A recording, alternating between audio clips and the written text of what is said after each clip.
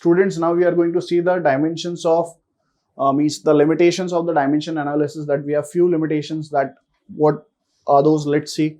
So basically the first limitation is that it supplies no information about the constants. Now when I ask you what are the constants basically, so as I've seen, as I've shown you that when we were using that last relation, that is time period, that was basically 2 pi under root L by G. But the limitation of dimensions is that we cannot find that constant, right? What is that? So that's the limitation. And the nature of physical quantities means using dimensions, you cannot say whether it is a vector or a scalar. So that is again a major limitation of dimension analysis. And second is, this method fails to derive the exact form of physical relation. That is, if a physical quantity depends on more than 3 other physical quantities. Let's say if we have, because what we are doing, we are writing in terms of m, l and t, that is the mass, length and time. So basically if there are more than 3 other physical quantities, means up to 3 we can use this, we can find it out. But if there is some expression which depends on more than 3 quantities, so that's again a limitation, that you cannot find such relations using dimension analysis, right? And the third is, this method is applicable only in the case of power functions. Like there has to be something in terms of powers, right? It fails in the case of exponential and trigonometric relations. Means it does not work for let's say if there is some relation where we have the terms of e to the power x or a trigonometric function, so that's, in that case you cannot work with dimensions, right? So these are the major limitations. Now we have a quickly move to a question. Now what does the question says? That if force F, length L, current I and time T are taken as fundamental dimensions, then the dimension of permittivity epsilon naught r is going to be what? So basically these are the 4 options. Now if I ask you what is the basic concept based on the permittivity, now if we say when we talk about permittivity, that means what? Basically we know that force is equals to what?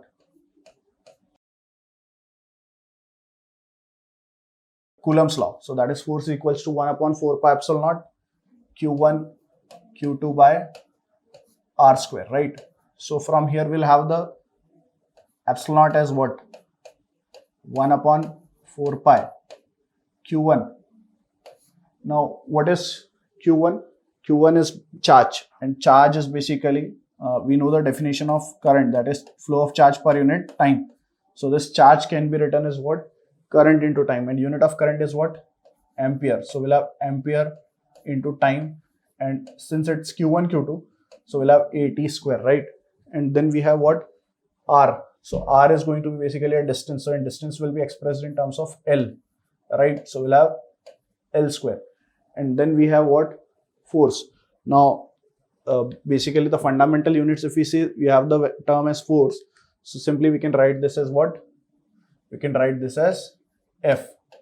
So from here we can get the dimensions of epsilon naught, that is going to be what? F minus of 1 a square L to the power minus 2 and t to the power 2. So this is going to be basically the dimensions of what? Permittivity. So let's see which option is correct. F minus 1, right? And basically the current, they have not represented by ampere, they have represented by I. So no issues. Will take in place of A, what we can do, we can take the value of A as I. So we have what? F minus 1 I square L minus 2 and T2. So we have F minus 1 I square L minus 2 T2. So I guess C is going to be the correct option. Fine. So let's move further. Now we have a term called order of magnitudes. Now let's say if we are giving some magnitudes, so definitely we are expressing in terms of powers of 10, right? Let's take an example. Suppose what is the standard condition? That the decimal is to be used after the first digit, and then we use the powers of 10. Now that's the standard, right? If I ask you the speed of light, what it is? 3 into 10 to the power 8 meter per second, right? If I ask you mass of proton. So what is that? 1.67 into 10 to the power minus of 27 kg. So basically what we are doing, we are representing any physical quantity or anything in basically a numerical form, right? Where the decimal is after the first digit. So you can see that after 1 we have the decimal, right? And then we have 10 to the power what? Minus of 27. So basically you are expressing in the powers of 10. Now that's the standard, right? So these are the examples. Let's say if we have given 3750 means 3750 meter. Now basically we have to write it in the scientific notation form, that is there should be a decimal. So how we do that? See, let's say we have 3750, right? That's in meter. Now we want to bring the decimal to this place, that is after 3 we want decimal. So what we'll do, how many digits are there after 3? 3 digits. So we'll divide it by 1000, right? Now if we are divided, then obviously we have to multiply as well. So we'll multiply it by 1000. 1000 means 10 to the power what? 3. Now simply you can cancel the zeros and you can put the decimal. So you have the answer is what? 3.750 into 10 to the power 3. Now that's the standard notation to represent any quantities, right? Then we have an important topic, that is your significant figures, right? Now what is significant figures? Why do we use them? Let's understand, right? So basically each of the digit of the number, means we have a certain number, then we have to basically we are using this to express it to the required degree of accuracy starting from its first non-zero digits. Basically we want to represent any number, whatever the number is, it should start with some non-zero digits and up to what accuracy it is. So we have to basically see that, right? So what do we have? We have the rules for the significant figure, and the first is to determine the number of significant figures in a number. Means whatever the number we have to basically show how many significant numbers are there, right? So we'll move further. What do we have? Non-zero digits are always significant. Let's say if I ask you 345. So these are all non-zero digits. So if I ask you in this number, how many significant figures are there? So in this number, we have 3 significant figures, because the what is rule number 1 says that all non-zero digits, means which are not zero, are counted as significant. So 3, 4, 5 in total we have 3 digits. So all the 3 are significant, right? Then second rule, any zeros between 2 significant digits are significant. Like let's say if I have 1002. So basically these are the zeros which are coming between 2 significant digits, because these are non-zero digits, and as we have studied in rule number 1 that the non-zero digits are counted as significant. So if the zeros are in between 2 non-significant digits, they are also counted as significant. So basically what does it mean? This means that this has in total 4 significant figures, 1, 2 zeros and 1, 2. So in total we have how many significant figures? 4 significant figures. I hope rule number 2 is clear. Then we have rule number 3. A final zero or a trailing zero in the decimal point, in the decimal portion only are significant. That is, if we have final zeros or trailing zeros in the decimal portion, let's say if I'm saying we have 25.700. So basically these zeros are in which portion? Decimal portion, right? So these are trailing zeros also. Why trailing? Because they are at the end. So they are counted as significant. So if I ask you the significant figures of this, so it is going to be basically your 5. I hope it is clear. Now we have the examples of this, that is 0.500 or 0.632000. The zeros are significant, and 0.006 or 0.00968, the zeros are not significant, because these are not trailing zeros. These are in the decimal portion, but they are not at the end, they are at the beginning, so they will not be counted as significant. So these have the zeros and they are significant because these are basically your trailing zeros, right? But these are not trailing, these are at start, so they will not be counted as significant, right? Let's move further. So we have, for additions and subtraction, we have certain points, that is to count the number of significant figures in the decimal portion only of each number in the problem. Means whatever the number we have, so we have to basically count those, right? Then the rule number 2, add or subtract in the normal fashion. Means whatever the number we have, you can simply add in the normal fashion. What do you do exactly, right? Then your final answer may have more significant figures to the right of the decimal than the least number of significant figures in any number in the problem. Means whatever the question is, it may be possible that after adding or subtracting, you have more number of significant figures or less number of significant figures than the actually what we have in the problem, right? So we'll see an example based on this. Now, what does the example says?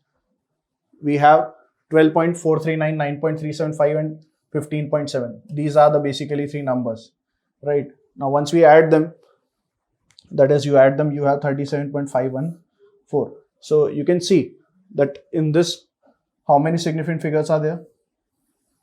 5. In this one, we have 4. In this one, we have 3. But at the final answer, we have how many significant figures? 5. So that's the rule of it. I hope you understood. Now we have question based on this. Now what does the question says? Basically, what is the sum of 7.9, 19 and 5.654 taking into account significant digits? So simply what we are supposed to do, we are going to take these three numbers. That is, what are those? We'll note it down first. We have 7.9, right? Then we have what? 19. So this can be written as simply 19.000, right? Here we can write 2 zeros, right? Then we have what? 5.654. Just simply add them. So you'll have 4, this you'll have 5, this you are going to have 15 decimal, 1 will be the carryover, and then you have 9, 10, 17, 5, 22. So your final will be 32.554. So that's going to be your number, right? And in this number, how many significant figures we have? We have in total 5 significant figures, right? So that's the end of this question. I hope you understood. Now we have for multiplications and divisions also, we have certain rules. Now what is that? The least number of significant figures in any number of the problem determines the number of significant figures in the answer. Means, let's say if we have the answer, so basically the least number of significant figures we'll be using in our final answer, right? So we'll have that's an important example. We have 3.9898. If I ask you how many significant figures it does have, so you can count them simply. We have almost 5, right? And when I say in this one, if I ask you that how many significant figures are there, so after the decimal we have 2 digits, so we have in total 2 significant figures. So once you multiply this, obviously this will be your reported answer, right? But as I said, the rule says what? That the number of significant figures in final answer should be the least number of significant figures in the question. So in question we have how many least significant figures? We have 2 least significant figures. So what we are supposed to do? We are supposed to express it up to 2 decimal place. Now for that we have to understand the concept of rounding off. We'll explain it in detail. But what is the simplest process? That whether this number will be taken as it is or this will be increased by 1, that depends on the number which appears to the next place. So the number which is appearing onto the next place is your 7. Now if it is greater than 5, right? Let's say if it is 6, 7, 8, 9, that is in this case you can see it is 7. So you'll just increase it by 1. So you'll have the final answer as what? 0.92. So that's the way of solving such type of multiplication problem. I hope you understood. Now we have question, that is 19.3 multiplied by what? 26.12, and we have to take it into account the significant rule. So basically, simply first we'll multiply 2612 with what? 193, right? So we have what? 326, 3 ones are 3, 3 6 are 18, then we have carryover, then we have 7, right? Then 9 2s are 18, simply 1, 10, then we have 9 6 are 54 and 155, then we have the carryover as 5. So 9 2s are 18 plus 5 is what? 23. Then we'll put 2 cross, then we'll have simple, that is 2162, right? So you add them, so you'll have 6, 11, again 11,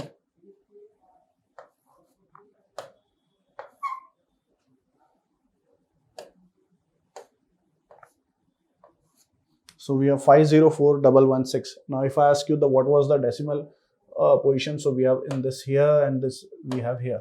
So in total we have up to 3 decimal, means 3 digit before we have to apply the decimal. So we have 504.116. Now if I ask you the least significant digits in this are how many? In this we have 3, right? And in this one we have basically 4. So our final answer should contain how many significant digits? It should contain 3 significant digits. So basically if we say the answer, this have how many? 6. So basically we'll take up to 3. So definitely we'll take 504, right? And these are the first 3 significant, because the non-zero digit between the two, 0 between the two non-zero digit will be counted as significant. So simply 504, and the digit which is coming after the decimal, it is 1. So you can take this number as it is. So you'll have the final answer as what? 504. I hope you understood.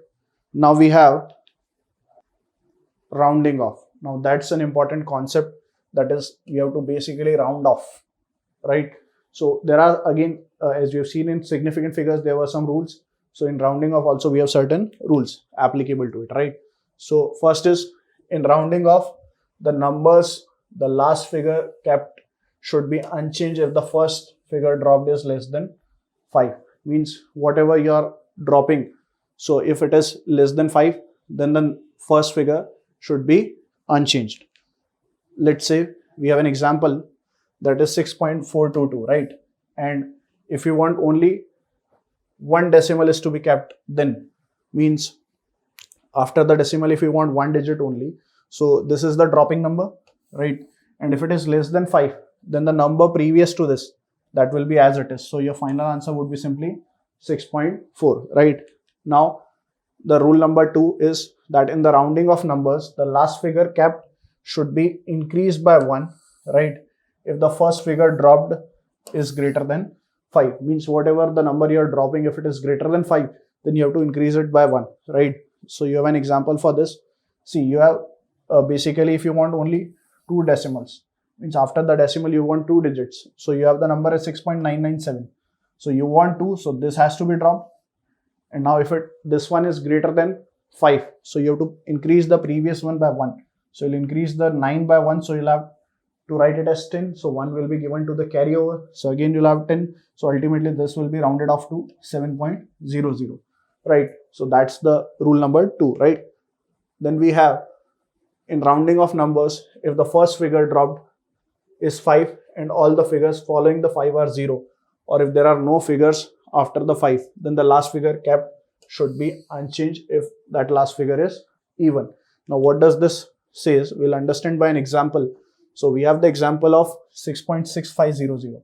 So you can see that how many digits we want after the decimal? We want one decimal, right? That means simple rule is that if you want one decimal, so this has to be dropped. Now this is not less than 5, this is not greater than 5. You can see this is equal to 5. Now if it is equal to 5, what does the rule says? That if this is the last digit or we have the zeros ending to it, then basically this digit has to be unchanged. So if this is unchanged as per the rule, so simply we'll take the number as 6.6 as it is, right? So I hope you understood this rule as well. Then we have another example of this. Let's say we have to want 2 decimals, right? So again, because there was another possibility that the last figure is even, then also it is unchanged. So see, we want 2 decimal, so this digit has to be dropped. Now it is not less than 5, it is not greater than 5. So what do? We have the digit before it is your even number. So if that is the case, if that's an even number, you will keep as it is. So you'll have simply 7.48, right? Now we have another rule. If rounding of number, if the first figure dropped is 5 and the figures following the 5 are 0, or if there are no figures after the 5, then the last figure cap should be increased by 1 if that last figure is odd. Now that's the case of odd. We'll see it by an example. So see, we have what? 6.755. Now how many decimals we want? We want 2 decimals. So this is the dropping number, right? And after that we have what? Trailing zeros, right? Now number before this is an odd.